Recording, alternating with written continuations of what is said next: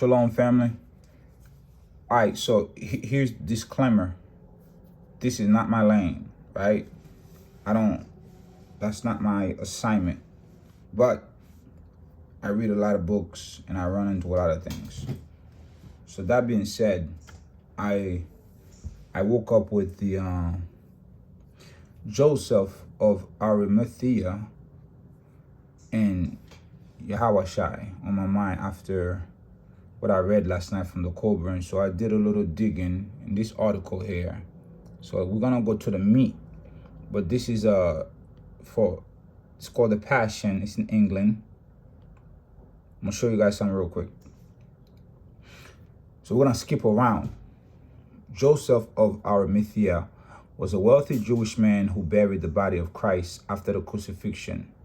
There are many legends about him, including one that he visited Britain with the young Jesus, and another that after the crucifixion, he brought the Holy Grail to Glastonbury in Somerset and established the first Christian church there. So all of that right there is also confirmed in the Colburn, page 387.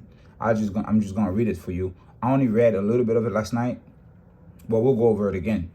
So here it says in the Colburn. Here, let me see if I could just move this for you. Okay, hold up. In the Colburn, it says, here in this holy place, under the direct guidance of God, our Father founded the first church in Britain. So their father is Ilyid, which is Joseph of Aremethea. It is said it was not built by human hands, of course, which is true. And from here, it shall come that which will be the salvation of mankind in the years to come. He was a resting place of the souls of the dead, where they received their last sustenance before passing through the glass wall. From here ran the old road to the place of light, where the bright winged spirits flew freely in the place called Denzot in the old tongue. So basically, Joseph of Arimathea built the first church. All right, but that's not why we're here. We already know that. So let's go. So now we just found out that he that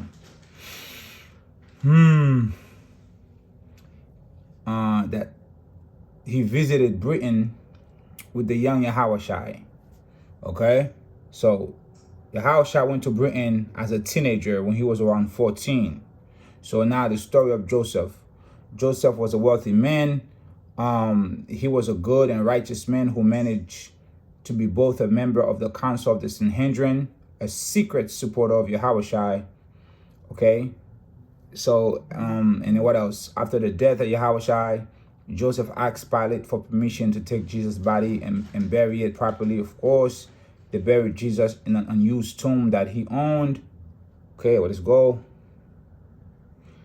What the Bible said about Joseph of Aremethea is found in Matthew, in Mark, in Luke. Okay, you could go and read those yourself. All right, so let's go here. Let's keep going. Okay, the legends of Joseph of Arimathea. In the Colburn, he's referred to as Ilyid. There's much more to Joseph than is found in the Gospels. A whole host of other stories have grown up around him. Other stones. He was the first person to bring Christianity to Britain. So we confirm that from the Colburn. We'll go over it again. Joseph of Arimathea was the first person to bring Christianity to Britain, having been sent with other disciples by St. Philip. He built Britain's first church. We just read that. Some say this was actually the first church in the world. Could be. He was Mary's uncle, and thus he was Yahushai's great uncle. He was a merchant who visited England to buy Kamishtan. Here it is, y'all. He took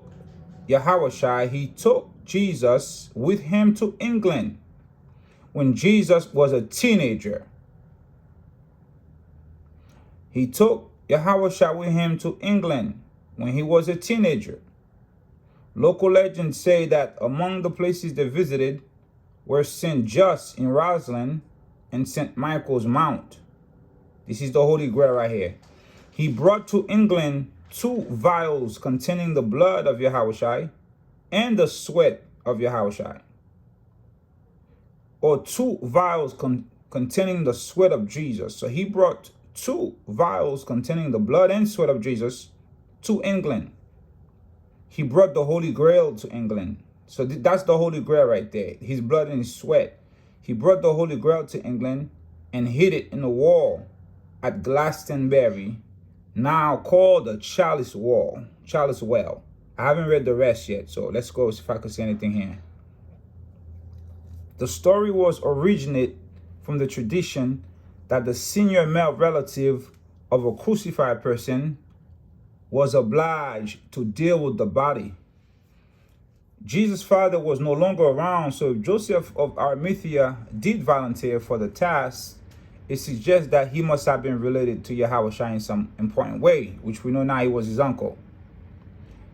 So there are 2 well-known legends about visits paid to the west of England. However, when historians looked at the evidence, they could find no mention of Joseph of Aremethea until the 13th century.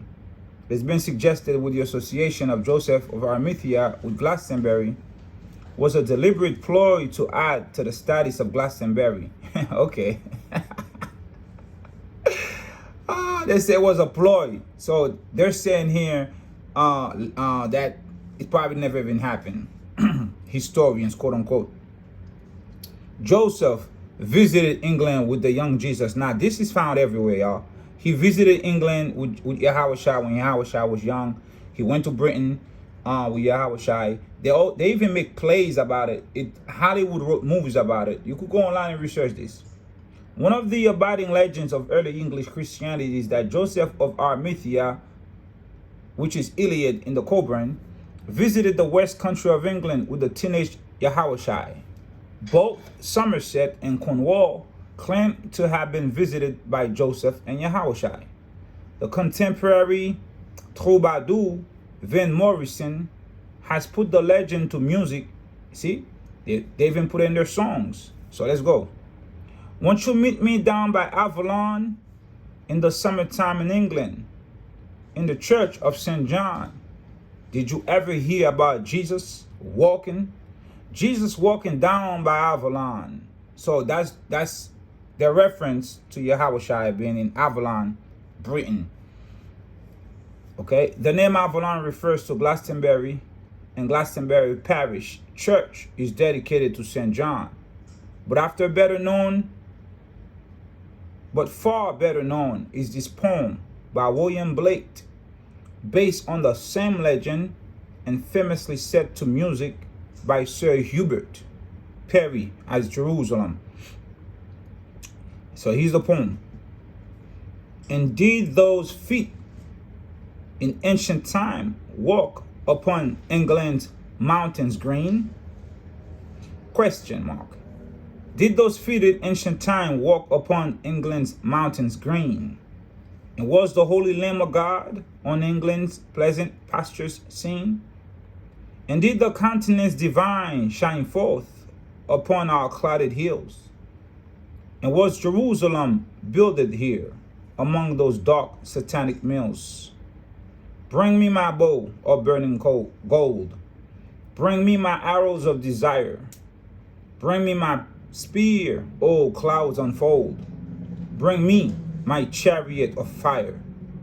I will not cease from the mental fight, nor shall my sword sleep in my hand, till we have built Jerusalem in England's green and pleasant land. Now, I haven't gone through the rest of this. I just wanted to show you guys the Jesus with Joseph in England. All right, so let's see what else is here. The legend states that Joseph of Aremethea became a missionary after the death of Yahushua and was eventually sent to England to preach the gospel. He took with him the Holy Grail and his pilgrim staff. After landing in England, he made his way to Glastonbury when he stuck his pilgrim staff in the ground. Okay, so all of that is what I read last night. Joseph, after the death of Yahushua, went to England to preach the gospel. So this is why I wanted to make this actually. So let's reread what I read last night. Let's do it better. So check this out. So in this chapter, you're gonna run into Joseph in England, but they didn't have the same cultures in the people that they worshipped. So they were considered strangers, actually. All right, they were considered strangers, and they had to convert the people there. The people, they believed in not the one true God, actually. So let's read about it. The words of the strangers fell on deaf ears, right? For the people were content with the gods they knew and did not wish to weary their minds with the words of the new ones. When the strangers gathered in praise of the one true God, now the strangers are Joseph of Arimathea, okay? Look at this.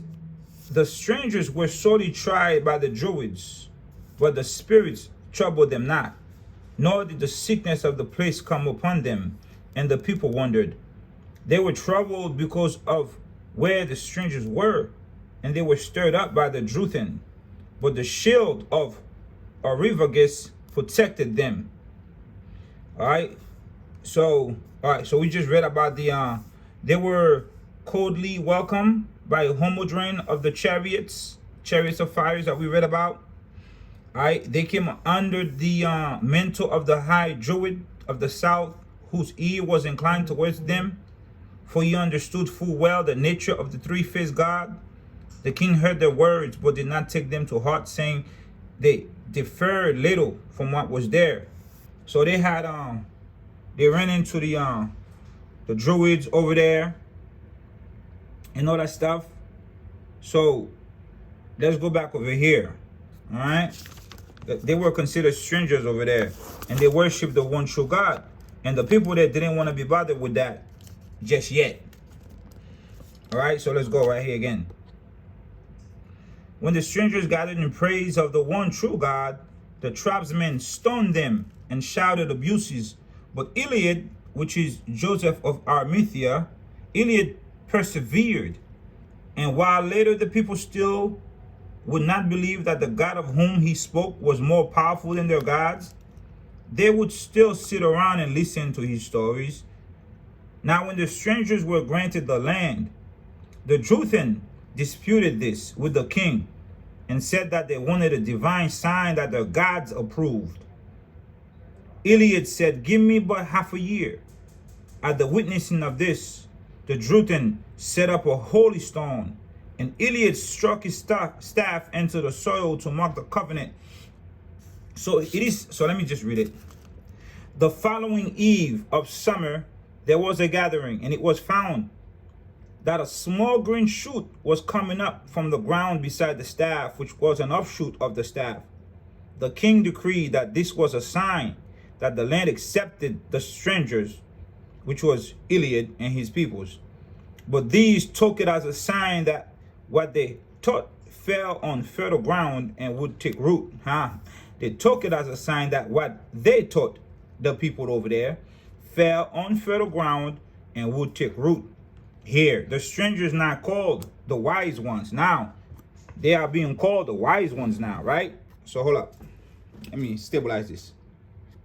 Here, the strangers now called the wise ones were free from the yoke of Rome and from the intolerance of the Jews. They were not subject to immoral customs and were among the right living people, right?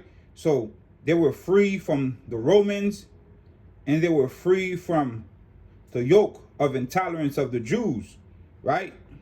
You know, the Jews, they had, these people were hard-headed, stiff-necked. They were not subject to immoral customs and were among the right living people, simple but pure in mind and body. Close by was a place for trading in metals, slaves, dogs, and grain. Here, Ilyid, Joseph, built himself a house unlike any others, for it was square in two parts, more stone than timber. This place was called Quinad. Here on 12 portions of land, the wise strangers dwelt in peace, and they built a church, which was a full 60 foot long by a full 26 feet wide. At one end was a statue 4 feet high, carved from a beech trunk. The roof was The roof was thatched with reeds, after the manner of the Britons. The walls were of a wicker overlaid with plaster of chalk and mud. So this is what I read last night, and I want to reread this to you guys properly. Ilyid is buried outside the forked path before the church, and on Ilyid's tomb was written, I brought Christ to the Britons and taught them. I brought Christ to the Britons and taught them. I buried Christ, and now here my body is at rest. So what is actually saying here, Ilyid brought the gospel of Christ to Britain and taught the Britons. Okay? Ilyid further says he buried Christ, which he did. All right? Ilyid is what? Joseph of Aremethea, uncle of Christ.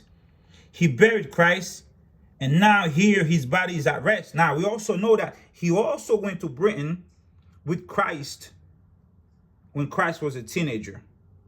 Now, do we know of him going back to Britain with Christ when Christ was of age, was an adult? That is not being stated here. However, it's being stated elsewhere that Christ and Ilyid, Joseph of Arimathea, went to Britain in the article I just read you before. All right? So, I brought Christ to the Britons and taught them. So you can also take this as he went there in person, and Christ taught them in person. Or if you want to read it in context, Ilyid took Christ to Britain, knowing Christ and his gospel. He took Christ to the Britons and taught the Britons about Christ. Right? Because remember what it says over here. The king decreed that this was a sign that the land accepted the strangers. But these, they took it as a sign that what they taught fell on fertile ground and would take root. They taught Christ to the Britons and it took root. Right? Okay? So Aristobulus taught that Ilyid, which is Joseph, had been one who commanded with the ships of Rome, but was not without ships himself. So it was that when Yeshua went down to the western sea of the Jews, which is not the sea of the setting sun, he, Yeshua, being one skilled with his hands, worked on the ships. Yeshua was brawnyly built and not one to take money without labor. Okay? So if any of you have the Coburn, you could go through this chapter. This chapter is a beautiful chapter, y'all. It's a great book. It's a great book. And Big Judah brought it out. I immediately went and copped it. So here you got a relationship connection of Paul in Britain. Because the daughter of this dude, the brave Caradu, his daughter, red-haired Gladys with the blue eyes, was beloved of Paul. So there is a connection with Yahushua in Britain when he was a teenager. And whether or not he returned as an adult with Ilyid and taught the gospel there with Ilyid, well, I let you make that decision. Shalom, beloved.